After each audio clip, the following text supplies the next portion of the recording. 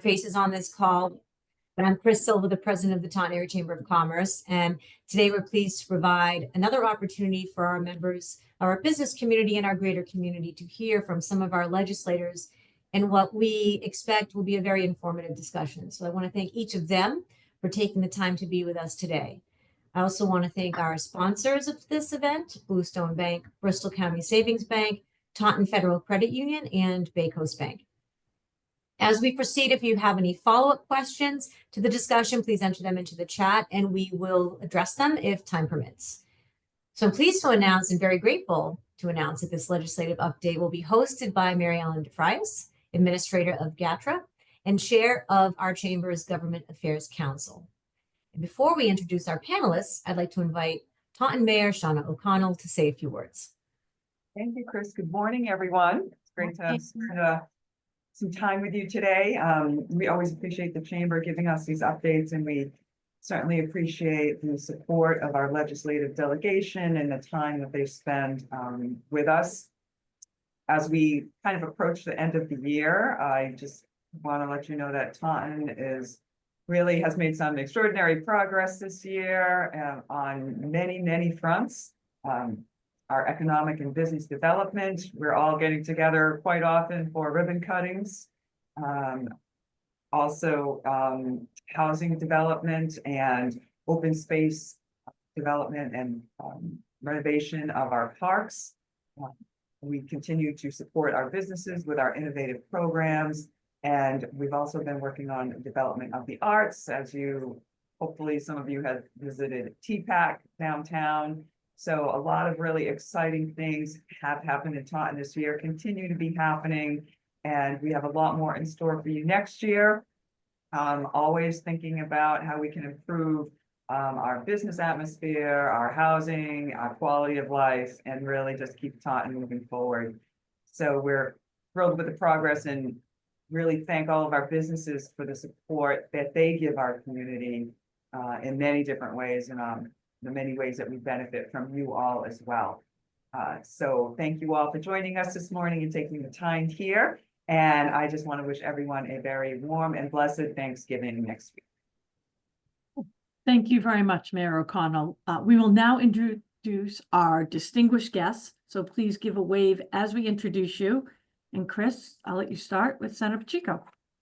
So as the body's longest continuously serving member, stepping down at the end of the year after more than 30 years of service, Senator Marc Pacheco is currently the Dean of the Massachusetts Senate. Senator Pacheco is the founding chair of the Standing Senate Committee on Global Warming and Climate Change, Senate Chair of the Joint Committee on State Administration and Regulatory Oversight. He was appointed by the Council of State Government as chair of the Eastern Regional Conference's Energy and Environment Committee. He also serves on the National Conference of State Legislatures Task Force on Energy Supply. Senator Pacheco is Senate Vice Chair of the Joint Committee on Telecommunications, Utilities, and Energy, and a member of the Joint Committee on Higher Education, the Joint Committee on Export Development, and the Joint Committee on Bonding Capital Expenditures and State Assets. On behalf of this chamber, I want to extend our gratitude for your remarkable 30 plus, and you told me before people jumped on the call, 35 years of dedicated service. Your commitment to our community has left an indelible mark, inspiring progress, fostering unity, and advocating for the needs of the citizens of this community. As you step into the next chapter, we wish you continued success and fulfillment, and thank you for your decades of leadership and unwavering dedication to public service. Next, we have Representative Carol Doherty, is the representative of the 3rd Bristol District, Taunton and Easton. Her career and community service have focused primarily on education. She was elected president of the Massachusetts Teachers Association, serving 2 consecutive terms. She was later appointed director of professional development in the School of Education at Northeastern University, where she remained for 18 years. She currently serves on the House Committee on Global Warming and Climate Change, the House Committee on Ways and Means, the Joint Committee on Bonding, Capital Expenditures, and State Assets, the Joint Committee on Children, Families, and Persons with Disabilities, and the Joint Committee on Election Laws and Joint Committee on Ways and Means. Thank you, Representative Doherty, for being here. I have the pleasure of introducing Representative Norman Orrall, who currently holds the 12th Bristol District seat to the Massachusetts House of Representatives. Representative Orrall continues to serve the citizens of Taunton and East Taunton, as well as surrounding communities of Lakeville, Berkeley, and Middleborough. Throughout his time in office, he's proudly supported a variety of initiatives to sustain and expand the local economy around the Taunton area. Representative Orrall is assigned as the ranking minority leader for the Joint Committee on Environment and Natural Resources and the ranking minority member on the Joint Committee on Municipalities and Regional Government. Additionally, resides on the Joint Committee on Transportation and the Joint Committee on Bonding, Capital Expenditures, and Capital Assets. Thank you, Representative Orrall, for joining us. So thank you very much. And what we'll start with now are some opening remarks, and I'm going to go in the order that we introduced you in. So we will start with Senator Pacheco. Well, thank you very much, Chris, and to all the officers and members of the Chamber. Thank you very much for joining this call. It's always great for the legislative delegation to be able to hear from you in terms of some of the issues that you care about and that we are working on. Obviously, it's been in the news lately that there were two major pieces of legislation that just passed in the legislature. The Economic Development Bill, which is putting in place close to $4 billion worth of potential funding that will go into life sciences, clean tech, and a whole range of investments for the Commonwealth that will create jobs, put us in a position to be able to embrace a clean energy future, and do a lot of other things like help the county fix some of the work that's going on right now at the Superior Court building in downtown Taunton. There's $10 million set aside there for additional programming monies for that and other types of issues dealing with the historic building there. There's a clean energy bill that I just referenced, and that is going to help us upgrade the grid in the Commonwealth.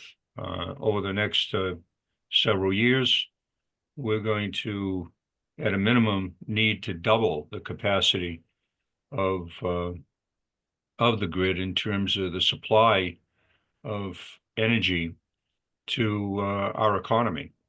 And to be able to do that, we need a lot of upgrades to the grid, including transformers and all kinds of other technical issues that Sonia could go into at a real in-depth level as to what is going to be happening just in our region with the Taunton Municipal Light Plant and some of the needs that they're going to need to deal with as we move forward. So these are the two big pieces of legislation that just were passed. We're going to be dealing with a finalization of budgets. And one thing I mentioned offline to Chris that I wanted to make sure everybody was aware of, because it's an extremely important meeting and it's going to be open to the business community as well. It's primarily put together to educate and inform municipalities, but next Tuesday, the 26th, from 9 a.m. to noontime, the climate chief, Chief Hoffer, will be at the IBEW 223 Hall at Miles Standish Boulevard. And she will be there with Emily Reichart, the head of the Clean Energy Center in Massachusetts. She'll also be there with Clinton Palfrey, who heads all of our federal programs. And so I would urge Mayor, if it's possible, and leisure that would go out, I'll get you a notification on that. And there's a link to sign up to attend. but any of the municipal officials that want to attend that may have some interest with some of the work that the city is doing right now. And and also Sonia would be interested because we want to have the TMLP there. And this came up, we had an opportunity to grab the date for these important leaders. And so we want to put it together and have a good conversation that day. And this is going to be something that impacts everybody who's a decision maker, not necessarily a government employee, but a decision maker of a small manufacturing company to a president of a university or a college.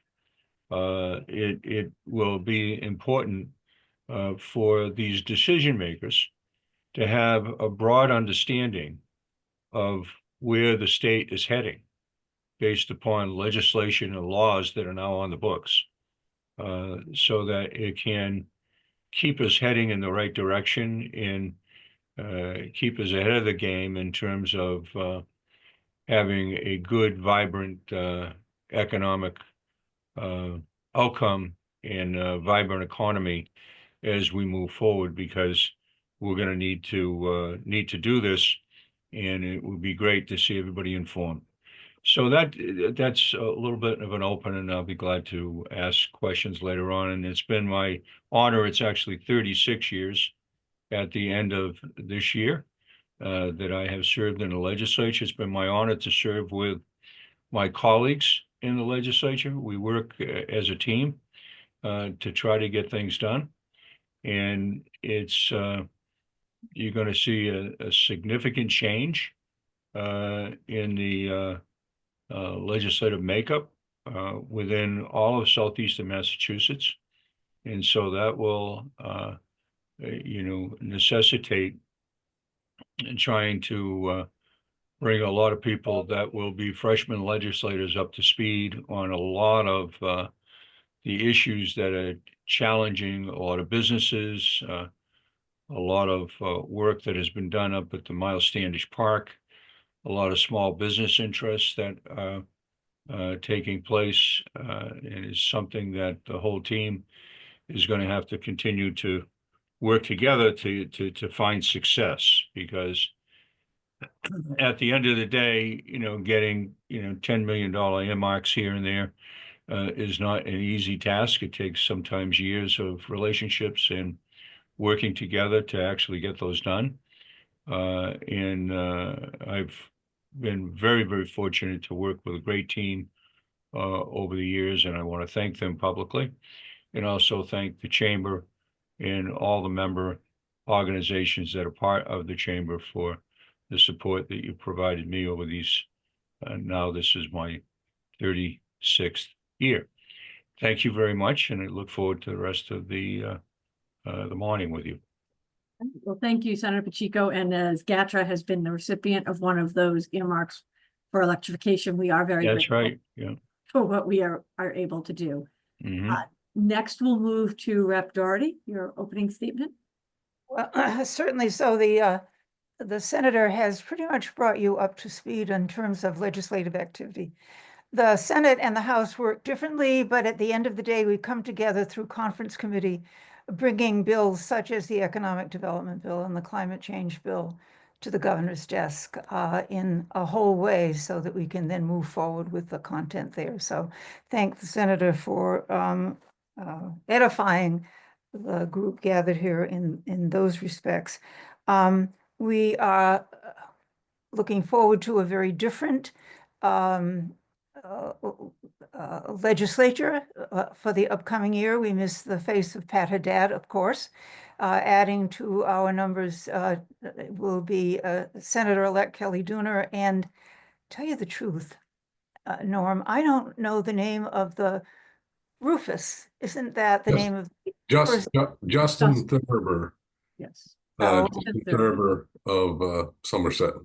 So we will have two new people joining us, and so it will be interesting to see what they bring to the table in the conversation here, and what it is that we hopefully, because as the senator pointed out, we, the four of us, work very well together to get stuff done for the city of Taunton particularly.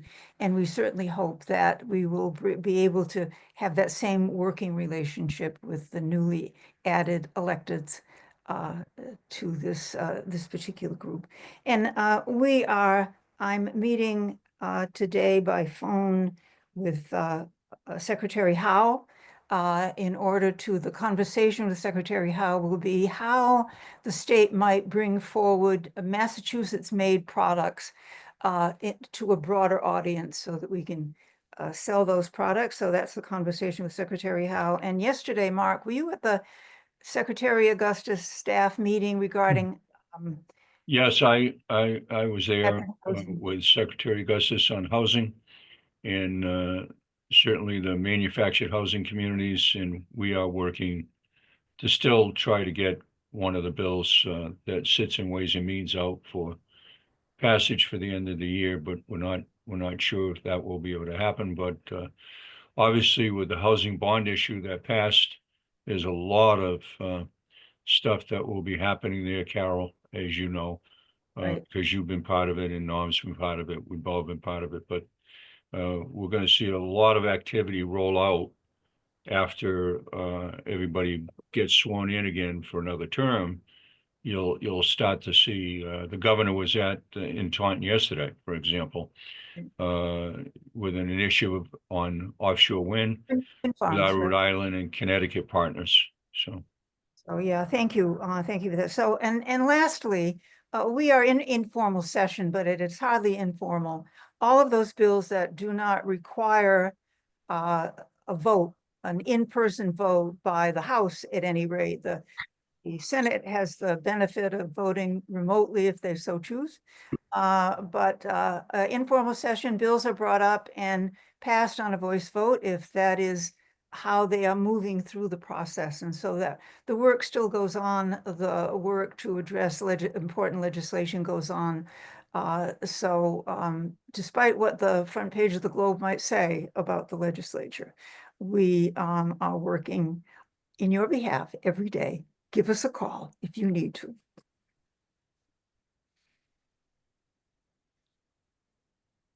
Okay. All right. Okay. Thank you very much. And Representative Orrall?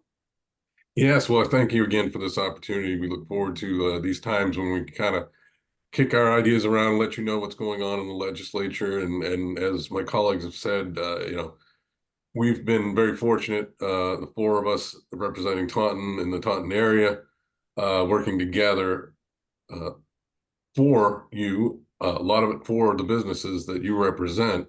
So Carol and I will be returning, and we look forward to working with our new partners and continuing that work, continuing success. I just ask you, as you do with us, to do not be afraid to reach out and express your concerns to the newly elected folks.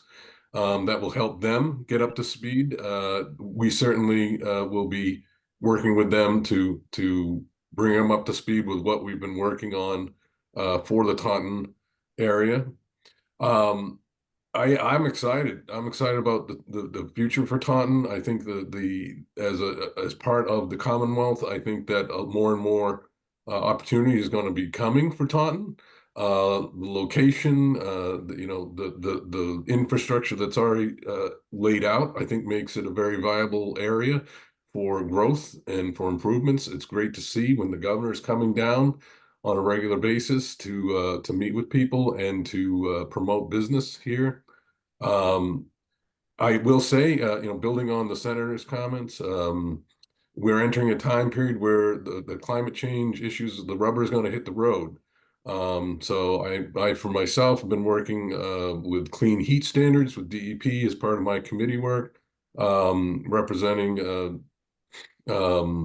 what changes are coming over the next 10, 20, and 25 years to getting to 2050, what those changes are going to look like for your businesses, what they're going to look like for your homes. And so we're looking forward to DEP is getting close to releasing new standards called clean heat standards. If any of your members, probably the most immediate effect will be on the fuel delivery companies, propane and oil heat delivery companies. So We've been working with them to get their concerns put into these clean heat standards, but there's going to be a lot coming. So we'll try to do our best to keep you up to speed and continue to work with you. And we're always glad to hear from you to what your concerns are when big changes like this come along. So look forward to the future and look forward to working with you today. Thanks. Yeah, and just to piggyback on what my colleagues have said, listening to you talk about what your concerns are, sometimes inherent in the question that you ask, or a statement that you might make in response to a question that's answered. It's always useful. So, you know, we are the talking heads. You are the informers, so the influencers, if you will. You are all influencers. So by all means, please share. Well, thank you all for that. And as I ask these questions, I'll direct them to a specific person to start, but obviously feel free to jump on some of these answers. These were the submitted questions that we had. And I'm going to start with Senator Pacheco, building on that 36-year experience. Can you kind of help us understand, now that the voters have demonstrated a desire to see the legislature audited, kind of what are the next steps in that process? Well, I was one of the legislators that actually supported the auditing of the legislature. I think it's very important to have transparency at every level of government, so that it continues to be a bit of education to the general public about what is going on from an objective, independent, standard like the auditor's office. And so the voters have spoken, but there are other actions that are taking place that may not necessarily fully embrace what's going on. So that's something that, you can have a question that passes on the ballot, and it doesn't necessarily mean, actually, the overwhelming majority of questions that pass in the ballot, because they're not perfect in terms of the way they're worded legislatively, need to have some amendments to them to actually make them work. But in this case, it's pretty straightforward. The voters voted, 72% of them in every single community across the Commonwealth of Massachusetts, certainly sent we in the legislature a message. They want to have the auditor's office be able to audit the legislature.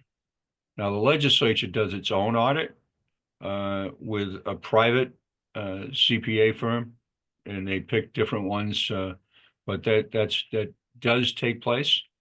But the voters said, we get what you do now, but we want the auditor's office to audit you.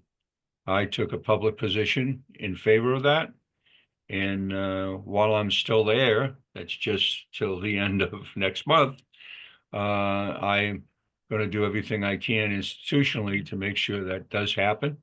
And the citizens' intent actually does take place. And if I get a chance in the Senate to vote on that, I will be voting to affirm the voters' requests to make sure the auditor's office does that audit. Thank you. Do the other representatives have anything they want to add? I want to just piggyback on that. So when we were in the House voting on economic development and climate this week, we also voted on an amendment to our House rules that was proffered by the Speaker's office. And I'll read part of it to you because it is a misunderstood action that we took. What we did, it says, the House Business Manager, upon receipt of the recommendation of the state auditor, the recommendation of the auditor as she wishes, pursuant to the subsection so forth and so forth, shall provide that an outside independent financial audit of the House financial accounts be conducted for each fiscal year and so forth and so on. It's a page and a half of language. But what this does is gives the auditor, as far as I am reading it, and Norm, you please hop on because you were there too, allows the auditor to choose the financial auditor, the company that Marc mentioned, come in and do the audit. So she gets to choose. And everything else that exists, policies, programs, committee appointments, votes, whatever it is that the auditor wants to look at in addition to the finances, is her purview and will be allowed by the vote of the people to do that. And I personally approve of that. I don't see, and maybe the auditor being more inside sees more than an ordinary legislator would see. But there are lots of things that we question in terms of process and procedure, and why did we put this bill out, and what does this mean, and what does that change mean? But by and large, the audit is something that the auditor wants to do. She does it everywhere else. Why not in this instance? And now the mandate to do that. Thank you. Representative Orrall, did you want to? Yeah, just to add a little bit to that. Yeah, I think that Rep. Doherty is correct in that, there's a bit of politics being played for sure. And I think the intent, I believe, of the rules change that we did in the House last week, the intent was to give immediate access. I know I've been hearing from a lot of constituents to immediately act. Just the process of the way these questions work is that the election has to be certified. I don't think that's quite been done, but it's getting close to being done by the Secretary of State. Then there's another 30-day waiting period. So for the auditor to have the ability to do what the question asks, it will be at least January 1st from my understanding. So I think the intent was simply to say, well, we're getting a lot of heat. Here's an opportunity to do something now. Perception is always in the eye of the beholder. And, I think that our rules change. Obviously, the rules will have to be redone after January 1st. So if there needs to be tweaking to allow more of what the auditor is looking for, I certainly stand behind that to give her what she's looking for. I'm not always clear what that is, to be honest. But certainly want to do my part, and I think I can speak for Rep. Doherty as well, to do our part in providing whatever access is needed. So we'll be taking that up if necessary, if there are additional things, because clearly the voters spoke, and we certainly want to give all the access that this being asked for. So more to come on that, and maybe the next update will have more to say on it. But at this point, just procedurally, the question, my understanding, won't be official until January. Thank you for that. Yeah, if I could just add one more thing, and I understand what it looks like the House did relative to the rules change, but as a person that is going to soon be a person that will take on the most important title you can have, that's that of citizen, active citizen. And the citizens of the Commonwealth have said they want the auditor's office to do this work, not a private company doing it on behalf of the auditor. That's what happens in the Senate right now, for example. The House and Senate had chose a long time ago to have their books audited, but they did the books with a private auditing company. That's what happens in the Senate.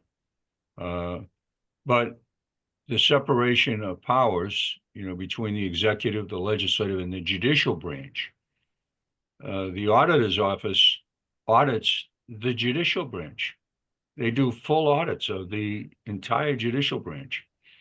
The legislative branch, I chair the post-audit and oversight committee. And we go into the executive branch and do full oversight audits I've actually had people come before me.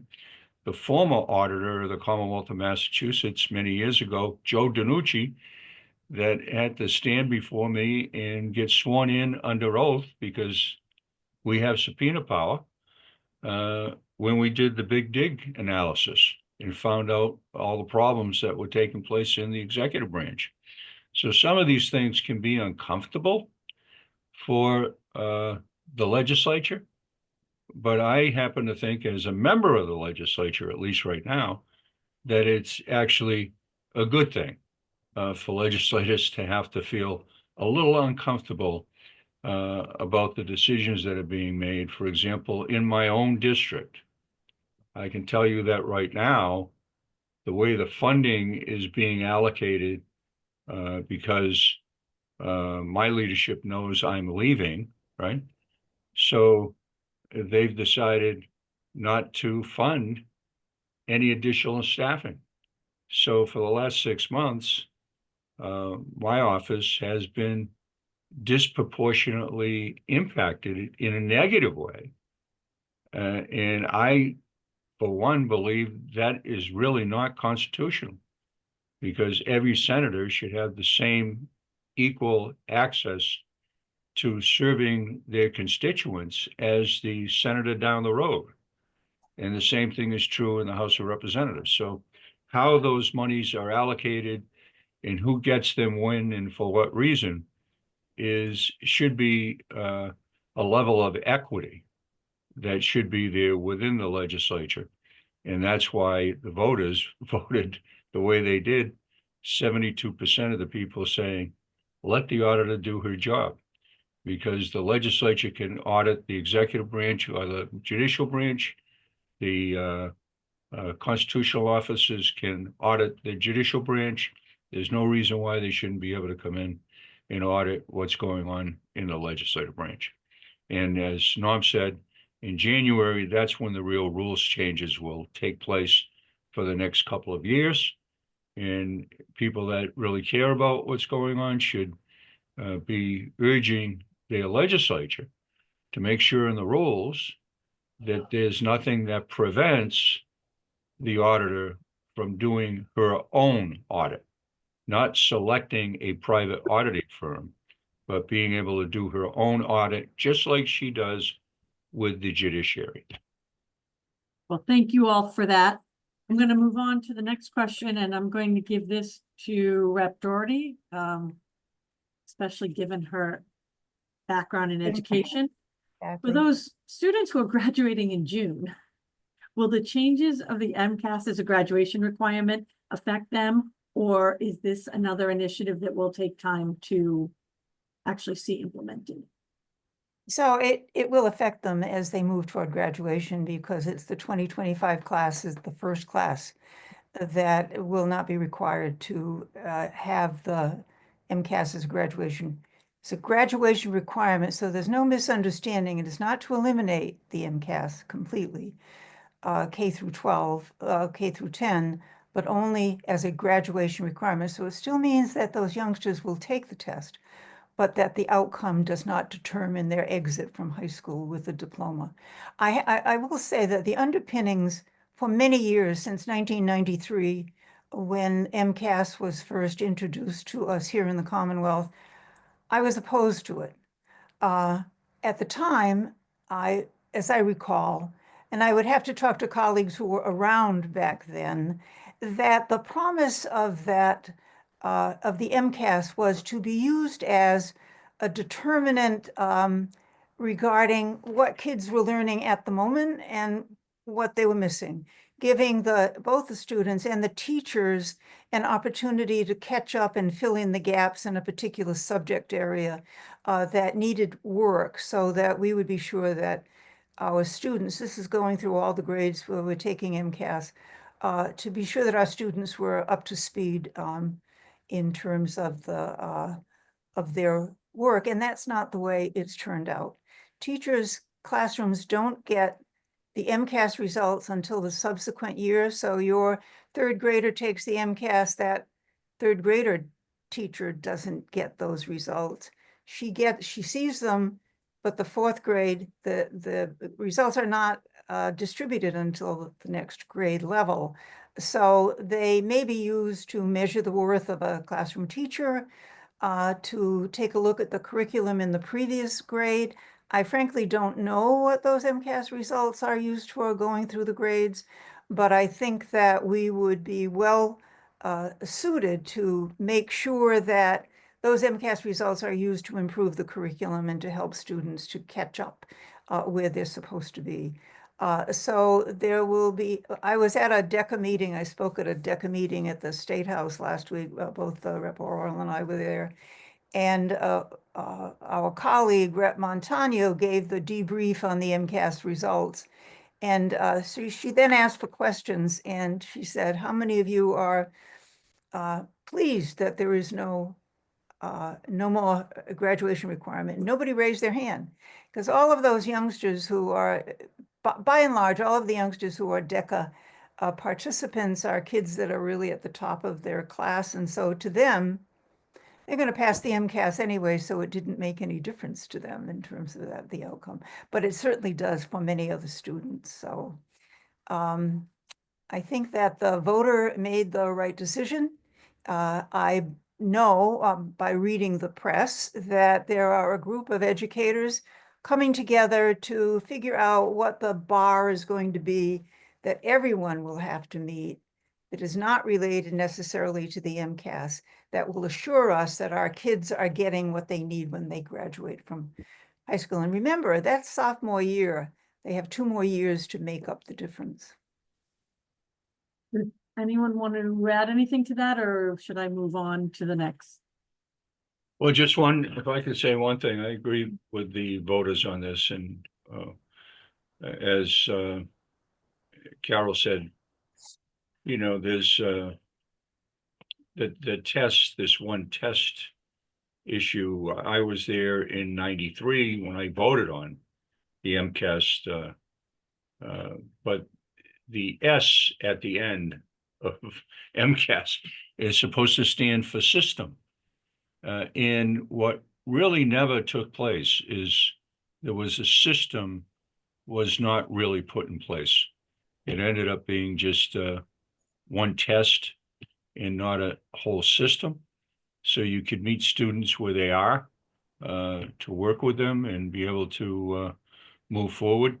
And I think this is going to allow us to get back to the basics of where we should have been, you know, moving forward with the MCAS. So I just wanted to make sure everybody knew that originally it was supposed to be a whole system that was put in place, not just one test. And so I was very much in favor of doing what we're hopefully going to be doing as we move forward. Thank you for that. Since Rep. Orrall has not unmuted himself, I'm guessing you're good. All right. I'm going to take some moderator prerogative here, and I hate to do this to you, but I'm going to switch around the question for you because we have one that came in the chat. Okay. And I want to make sure that we get this, and you know, we'll open it up to all 3 of you. But the Taunton Employment Task Force met this morning, and one of the questions that came out of that was one of the agencies that works with youth age 14 to 25 are concerned with the funding that was cut from YouthWorks, mentoring, and connecting activities, which was about $85,000. Is there going to be a focus on building on youth ages 14 to 25 in this next budget year by an infusion funding to support this age bracket, so the next generation can be supporting the workforce training skills necessary to support job onboarding and orientation? So I think the question is, will it be something in the next budget? A little early to say that. I thank you for bringing that to our attention, though, because certainly an area that we want to support. Very important to our youth to have whatever they need to get into the workforce. You know, in talking the next year's budget, we are in a period now where we're basically dealing with 3-year budgets again, where we're still closing out the last year's budget. We're in the middle of this year's budget with some changes called supplemental budgets going on. And then we're about to, in the next week or two, start looking at next year's budget with where the revenues are at and coming up with consensus revenues to get that process started in the governor's office. So I'd be glad to pursue that, look at that, see what is in mind. I know that, you know, monies are getting tight for various things, but certainly we could look at what that area is and get into why they may have removed that particular item. And we can share that information, I believe, Chris, Yeah. the direct question with the legislators, so they know exactly what we spent. I kind of modified it a little bit. Okay, yeah, that would be great, yeah. Do either Senator Pacheco or Rep. Doherty want to add anything to Yes. that? Yeah, I just want to say that over the next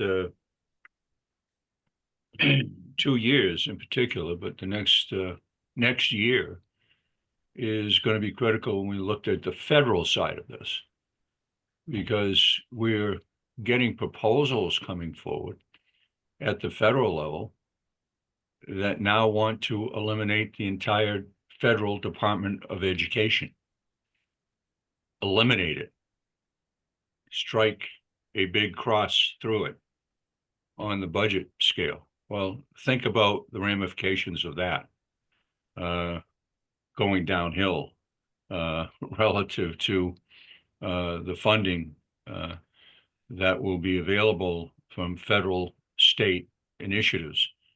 So I think legislators and local officials are going to need to make sure, and the business community, statewide and nationally, are going to need to make sure that they're having their federal leaders understand how those choices can impact them in a very negative way and impact our economy in a very negative way. Right now, with all the hoopla about the economy, the United States of America is still the best in terms of inflation rate of any competing country in the world. And yes, there's a lot of challenges that are out there, but we're in better shape right now than any major country in the world. And these choices that are going to be made at the federal level and the state level over the next budget cycle you'll start to see some, even though they may be small at first, you'll start to see some realignment of where priorities will go. And if you're not part of letting everybody know, the legislators that come in, the federal officials, the congressional leadership, then that realignment may not work so well for you at the end of the day. So I would just say, pay attention not only to what's happening at the state level, but what is going to happen at the federal level, because that will impact the state level.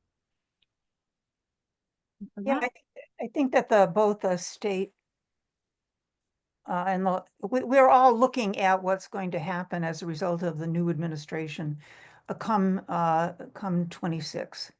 And the Massachusetts legislature has always been quick to pay attention to that and to remedy any situation that we are able to remedy, whether it's constitutionally or legally, in order to protect our interest. And so much like education is funded at the federal level at 6 or 7% of the discretionary budget, which is a very tiny amount of money that comes to the Commonwealth, and it comes through Title I monies, for example, and other pots of money like that.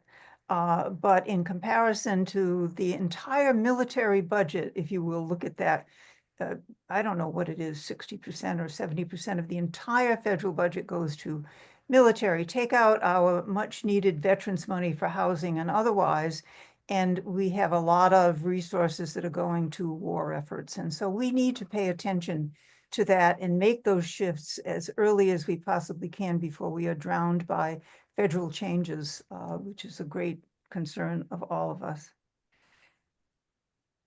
All right. Well, thank you all very much for that. I don't see any other questions in the chat, Chris, unless I missed any.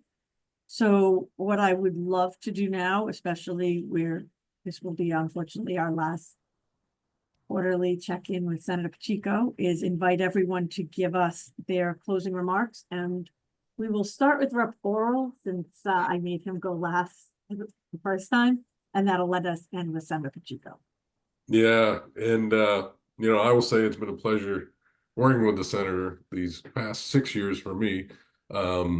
We share 3 communities, and all 3 have benefited from his leadership and knowledge that will be missed. We do look forward, as we've said, welcoming our new partners and getting them up to speed, as I'm sure they will do. But at this point, we do thank the senator. I thank the senator for his guidance. Many issues we worked together. Looking back over the last 6 years, it's some of them I chuckle about, but but it's been a great opportunity to learn for someone with 36 years. Certainly, that does make a difference for us. But again, look forward to the future. Appreciate all the questions, particularly that one that came in, because that's the sort of thing we are looking for. We're looking for what is it that's affecting you, what to hear that feedback. So thank you for the opportunity, and we'll look forward to more and more communication as the next legislative session gets underway. Thank you for that, Rep. Orrall. Rep. Doherty. I, much like Rep. Orrall, enjoy it's just the opportunity to just pick up the phone and call the senator's office or call the rep's office to ask a question, to clarify something, to ask about whether or not there's a partnership. The rep and I are working, or will begin to work on a couple of pieces of legislation for the upcoming year as a partnership with 2 other legislators, actually. So me, the Democrat, and they all, the Republicans, will be working together, and we hope that we can draw in, again, Mr. Rufus. Is Mr. Rufus, is that his name? If we can. Thurber. Mr. Thurber. Thank you. I'll call him the new rep, right? Until I get used to that. I'm looking forward to meeting him. And of course, I know Senator-elect Dooner as well. So having the 4 of us meet even prior to inauguration in January, just to get to know one another and have that conversation, I think, Rep. Orrall. And I know that the senator's ears are always open, and that he is not going to be too far away from those 36 years of practice to remind us of what the history of whatever it is happens to be, and to make suggestions and recommendations for stuff that we may be dealing with now. I also know that he's, as you well know, heavily into the whole climate aspect of what's going on in the world, both here and abroad. And so I have enjoyed the work and will continue to enjoy the work, I'm sure. And thank you so much, Senator, for all of those years. It's important to remember how you came along and how the legislature came along as well with the work that you have done over those years. So yeah, I look forward to continuing the conversation. So thank you. Thank you. And Senator, we give you the final word here. That's a rarity to get the final word in 36 years. But let me just seriously thank Chris and everybody in the leadership here of the chamber for continuing to keep this dialogue open to the members of the Taunton Area Chamber of Commerce. Let me thank Carol and Norm for the collaboration that we've had over a number of years, working with local municipal leaders throughout my whole Senate district, which is one of the more diverse districts in the state from an economic development and affordability perspective, from up to Seekonk on the Rhode Island coast down to Wareham. down the 495 bill. So it's been very challenging, and I've learned a lot over the years, and we've made a lot of relationships that are long-term in this region and internationally and nationally.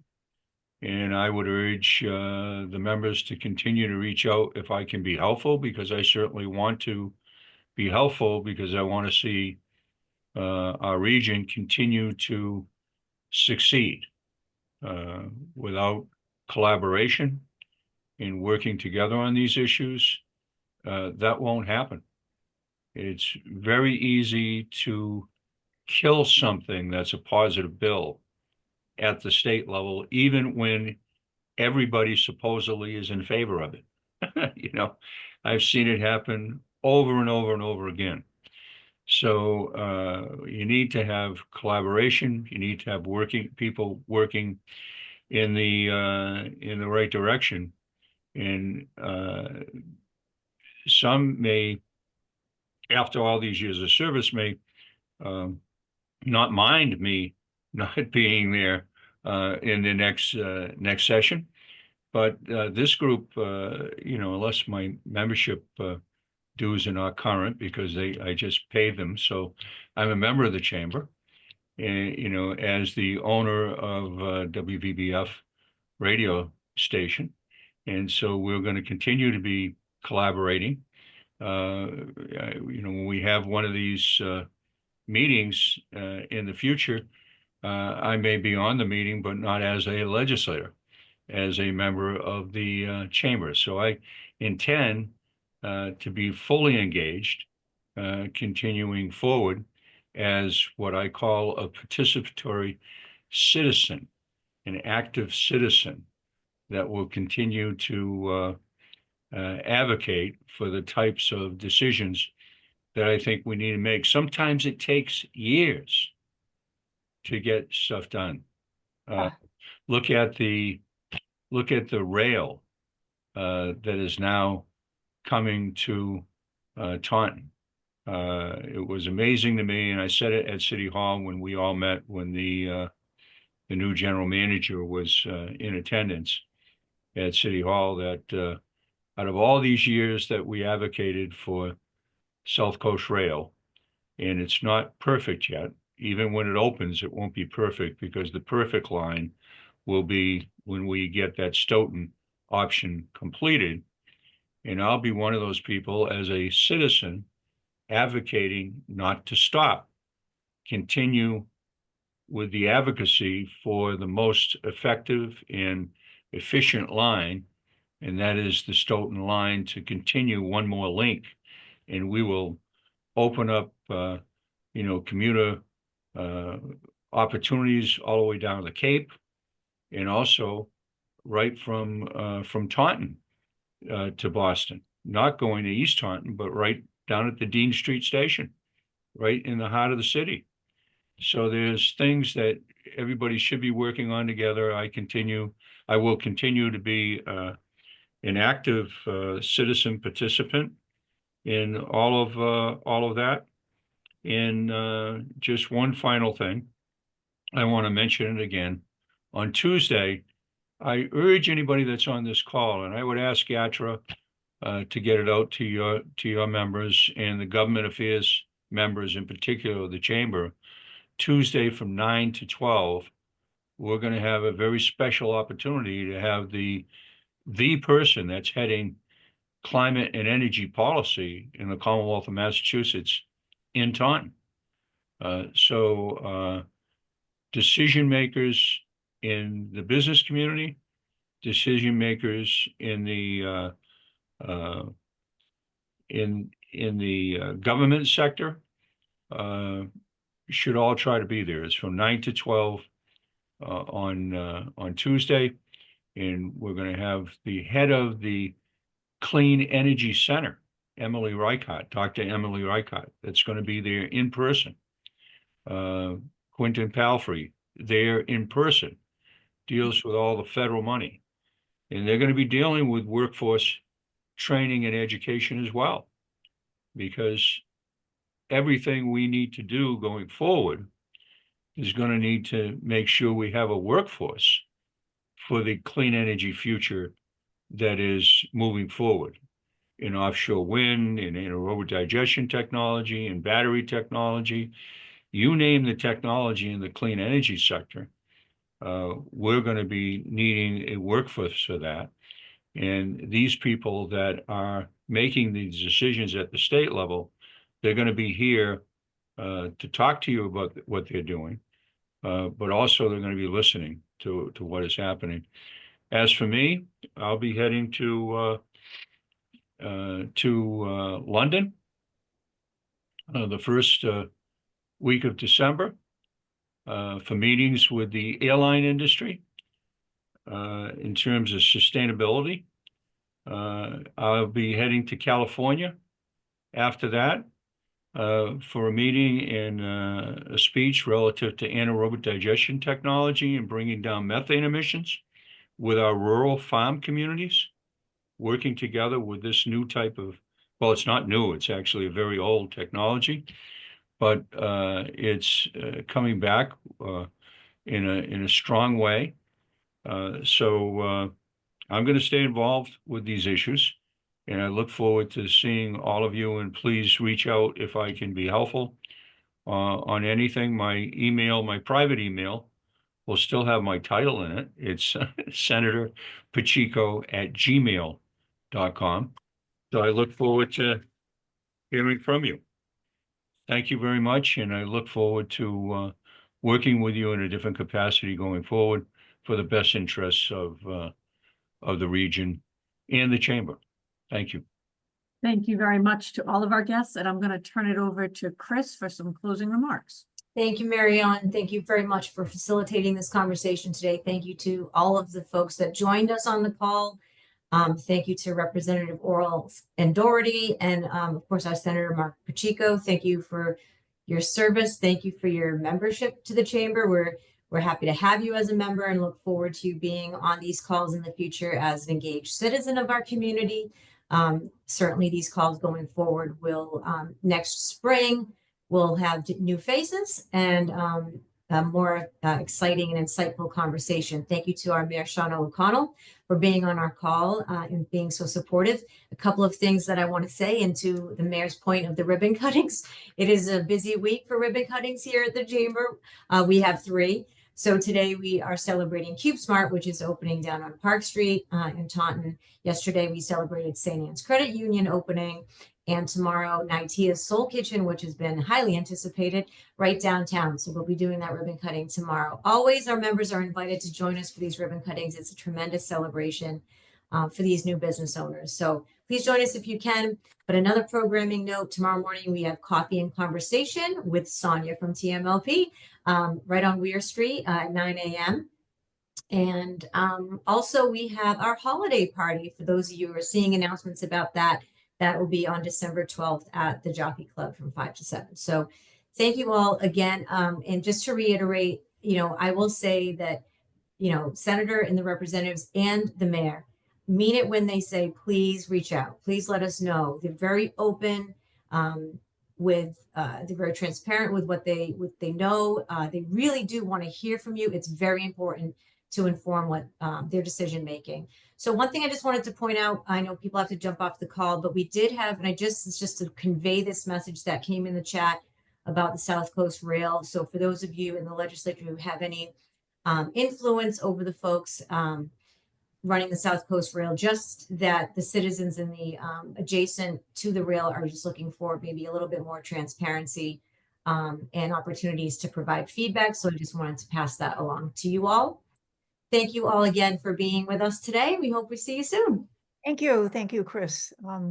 Probably not going to see you at the ribbon cutting. Okay. Because yesterday I said I was coming. Yeah, and I have to do something else at 11.